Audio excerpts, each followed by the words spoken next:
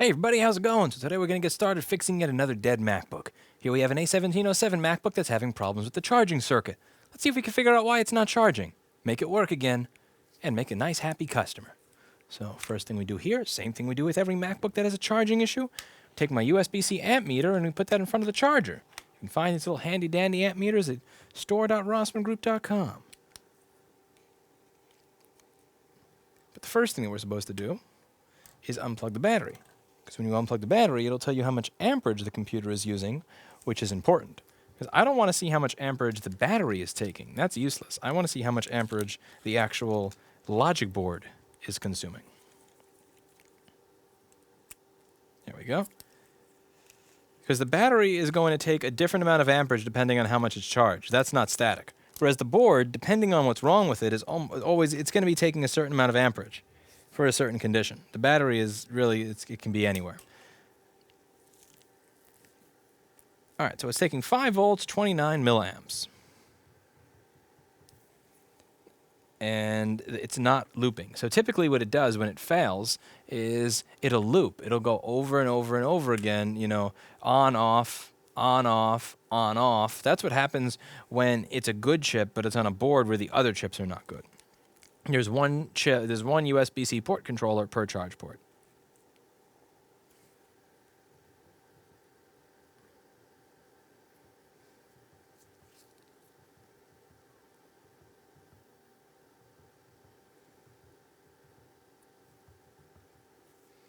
This one doesn't work. Okay, this is interesting.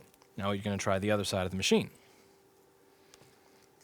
Why use MS Paint when you have GIMP? Because GIMP is way harder and more confusing, and if you just want to do something quick, Paint does the job.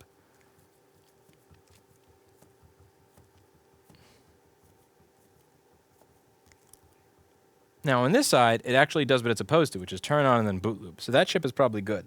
Typically, the chip that's at fault is the one that doesn't boot loop. All right, so these two both turn on and then turn off. And this side, they turn on and stay on, and the other one just doesn't turn on at all. So the issue is most likely going to be related to this side.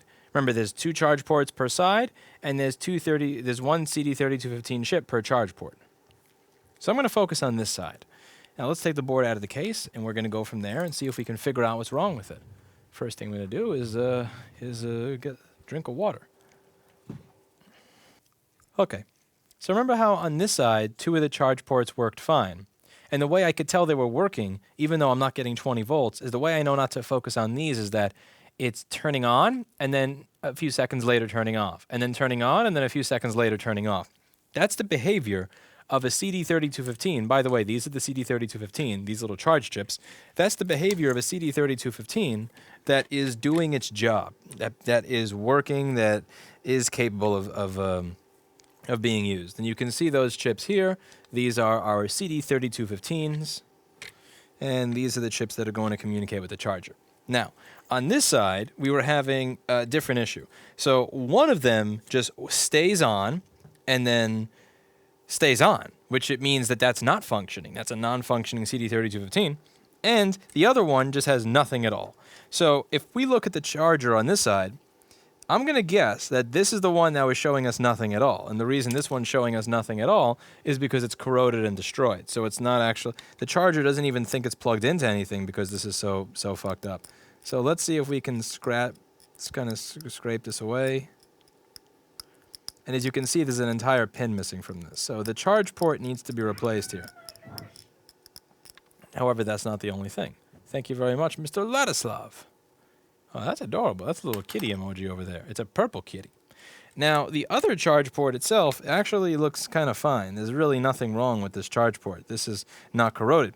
However, that charge port, oh, look at the CD3215 on this side of the board. Look at that. Isn't that beautiful, folks? That's the problem with this one. That's disgusting. So the issue with this side of the board is not just the dust, but the piles of corrosion. So one of those charge ports, the one that's not showing you anything at all, that's going to be the one that's all black. And the one that's boot looping is going to be the one that's attached to a CD3215 that's destroyed. Now remember, we are talking about a MacBook. We are using a MacBook. And the way MacBooks are engineered is just asinine and ridiculous. So you have 4 charge ports in this computer. 1, 2, 3, 4. Each charge port gets its own controller. CD3215 number 1, CD3215 number 2, CD3215 number 3, CD3215 number 4. If any one of those chips stops working, all the charge ports stopped working, so you get no redundancy. You have 4 charge ports. However, if a single charge port stops working, they all stop working. That's why these ones are boot looping and never going to 20 volts. These 2 charge ports, these 2 charging USB C mux chips won't work because of this one. Even if I take this chip off, those 2 ports will still not work because it needs to see that they're all working in order for anything to function, because it's a Mac and think different and engineer different. And, you know, reliability was really just never a priority here. When is reliability a priority for these products? I mean, come on. Okay.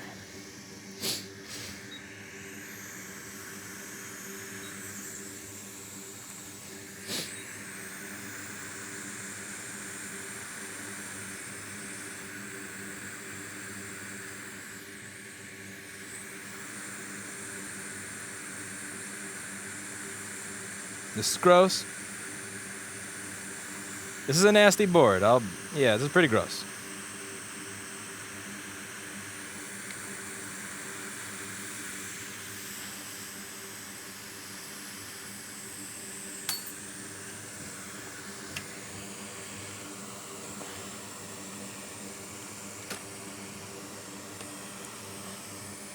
One second. I have my keyboard in the way of my fume extractor. I want to get the fume extractor closer because this is a lot of nasty smelling shit right here. All right, the fume extractor is much closer now. Sorry, I couldn't. That stunk to high heaven. It needed to get out of here.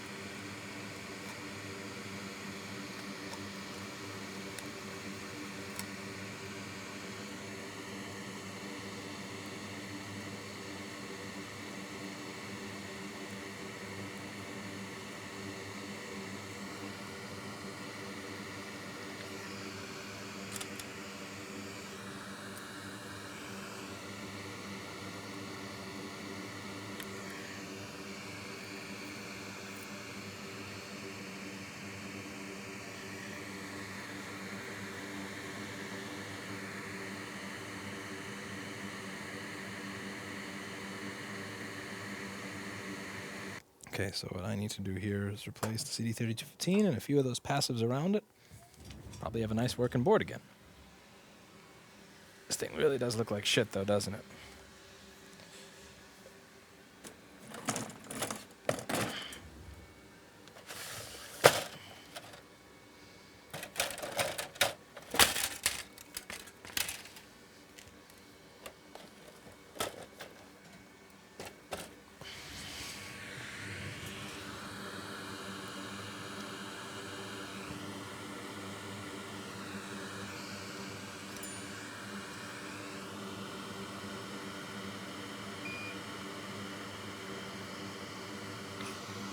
That resistor just came right off without me even heating the other pad.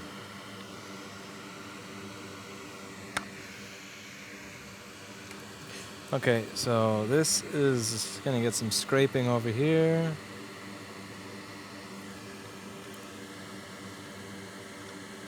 Remember, you don't want to solder on top of corrosion.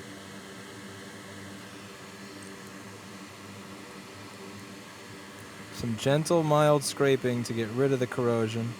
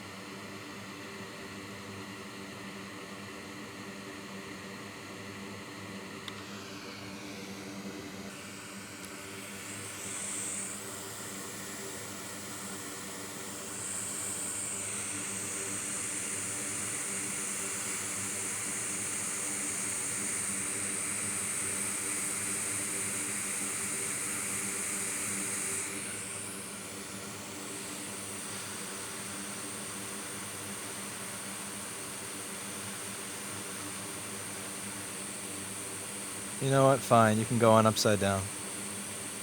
You can go on sideways. See if I give a shit.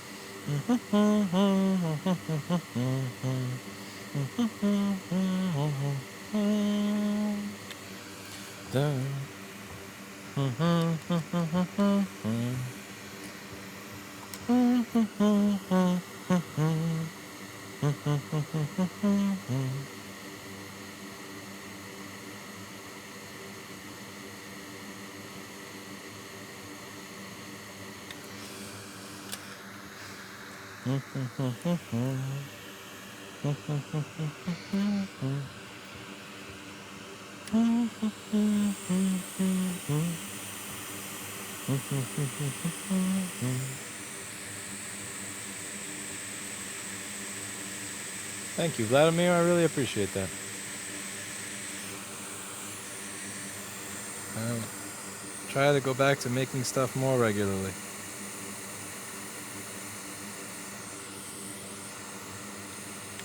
So many people living in a secret world. That's a giant transistor. That's going to be fine. The annoying thing here is the resistors and caps I want to replace are hidden under this freaking shield. That's annoying.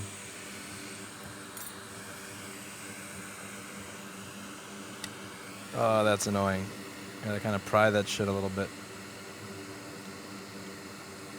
Just a little. A little bit of prying.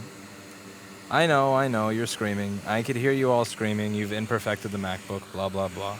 Listen, I didn't ask them to put a shield over that shit. I need to get to that section. So we bend the shield a little bit.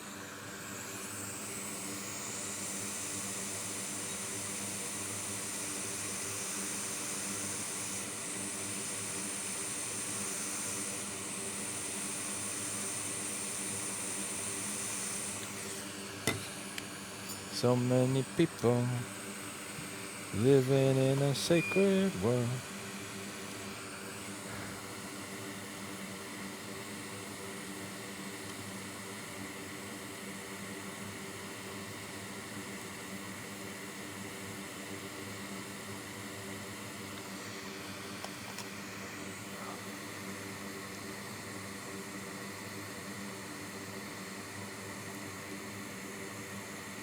Okay, hold on.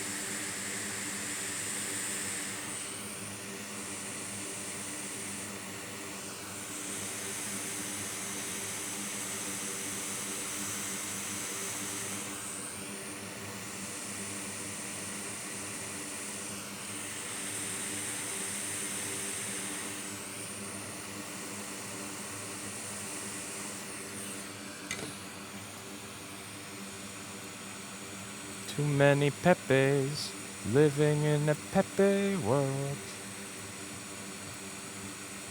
Do-do-do-do-do. Do-do-do-do-do-do.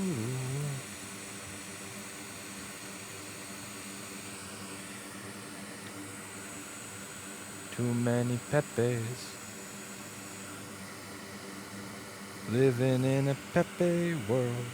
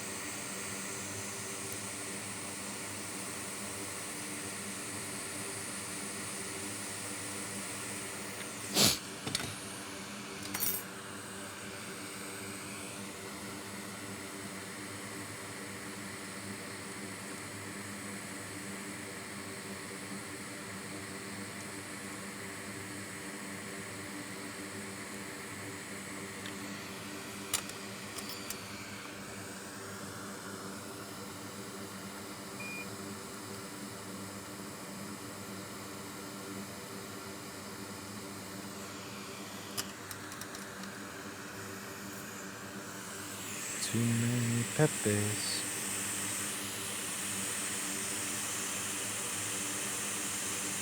Living in the Pepe world.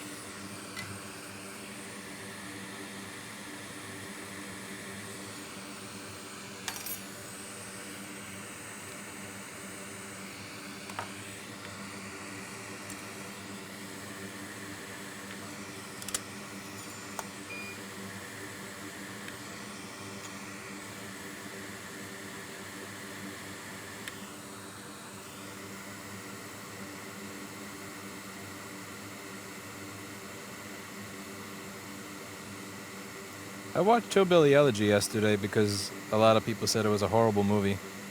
I gotta admit, I didn't think it was as bad as everybody was bitching it out to be.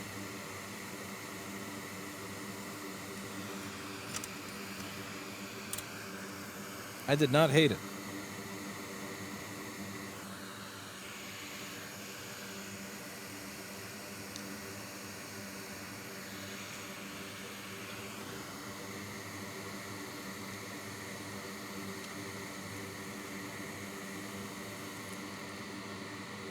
It's kind of freaky how they pretty much cloned my mother for that movie. I guess, it's Southern accent instead of an Italian accent, but like almost identical. Very freaky. It's like watching a documentary.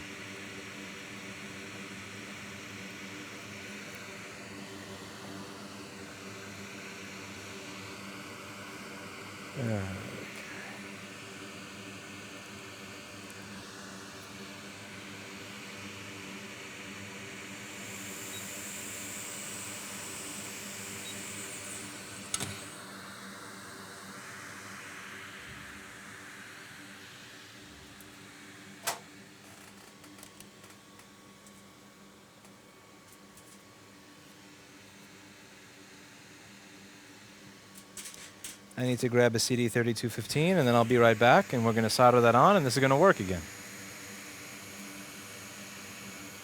Hello, you inspired me to start an online phone repair tech center business in Saudi Arabia. Today marks my 100th client and I owe it all to you. Thank you. In celebration of this milestone, I bought a microscope and a plan to add board repair. Well, I'm happy to hear it. I hope everything is going well in Saudi Arabia. I don't know jack shit about Saudi Arabia. I only know what I read in the American media, but which means I probably have no idea what it's like in Saudi Arabia. But I hope you're able to make people happy. I want to buy you sushi, but my bank refused to make the payment, so I have to cancel the order.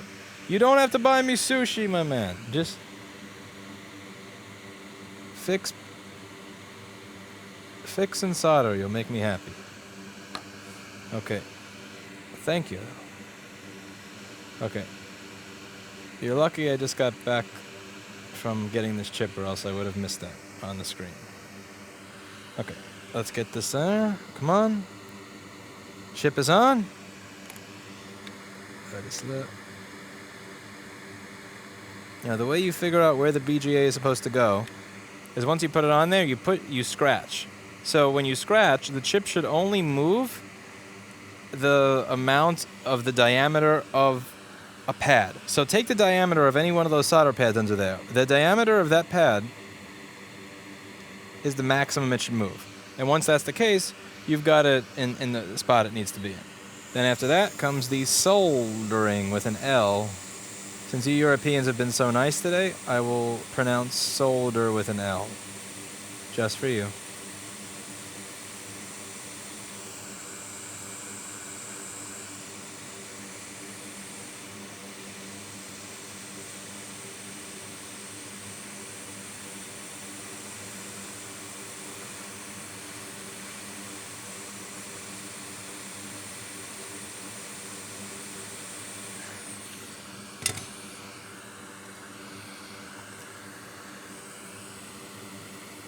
Eh. That damn resistor.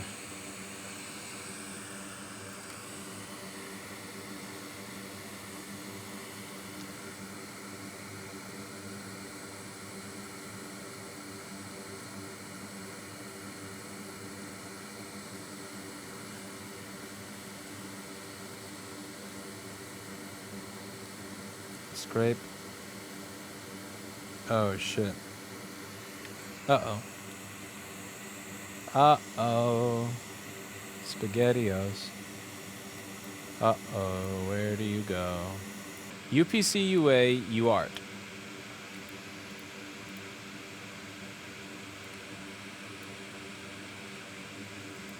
But what the fuck is that even for? That's a pull down of ground from what?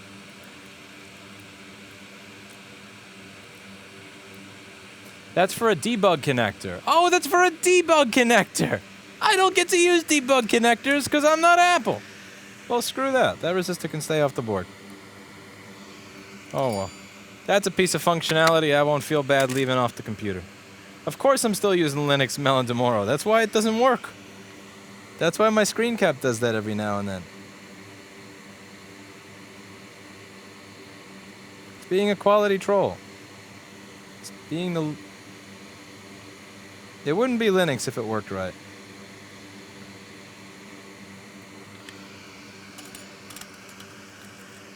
Okay.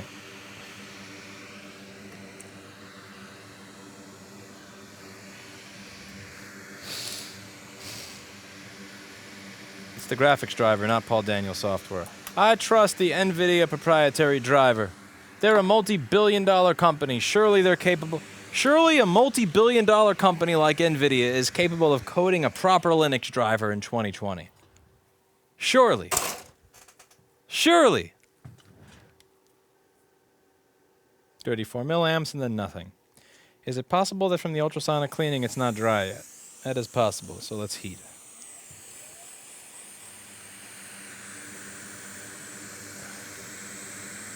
As Linus once said, NVIDIA, thank you. Is that what they said? Is that what he said?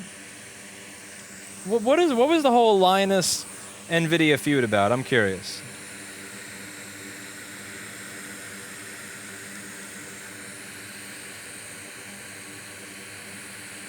I didn't follow that.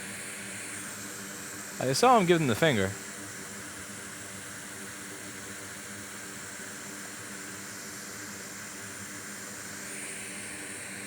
The Linux driver is good for games, but that's pretty much it. Meme. Meme? Is that like meme in Europe?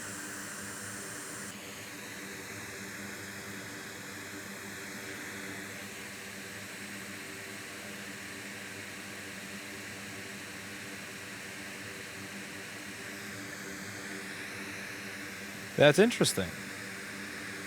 We're still getting 32 milliamps, 54 milliamps, and so on and so forth.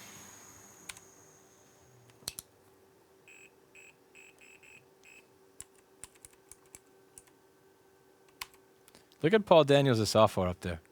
Look at that shit. Oh, that's funny. Look at that. Look at it go. That poor crackhead software. Okay, there we go. It stabilized a little bit. All right, so I need pp3v3 underscore g3 hot for anything to actually work.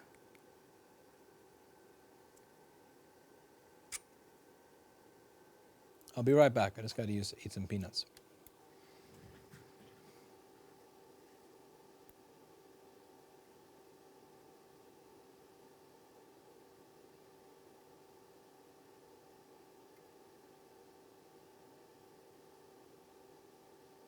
This is literally going to a diagnostic port, so not highly relevant, but...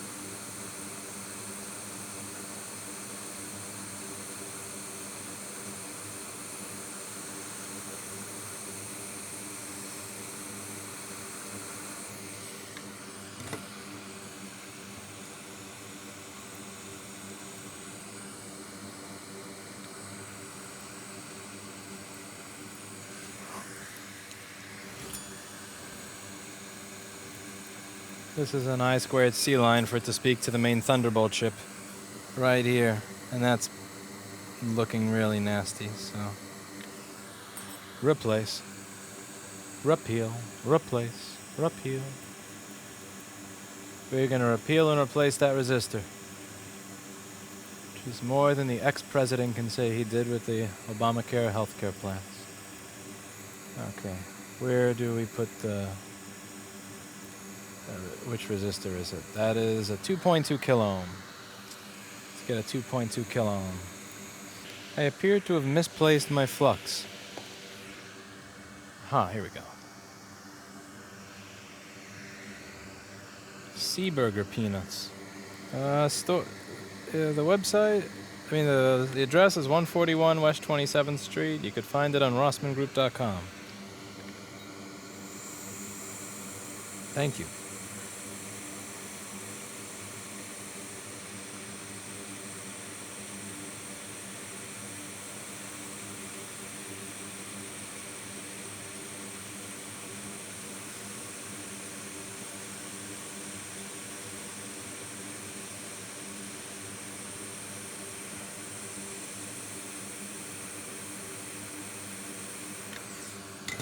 You shouldn't send people to prison for COVID-19 infractions, because that'll just spread the virus.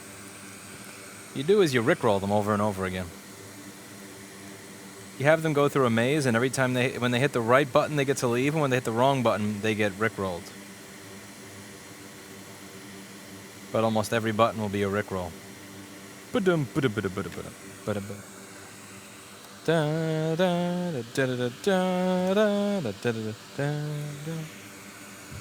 Dun dun dun dun dun dun dun dun dun dun dun dun. All right, so what was the issue? So here's the rundown on the whole CD3215 situation.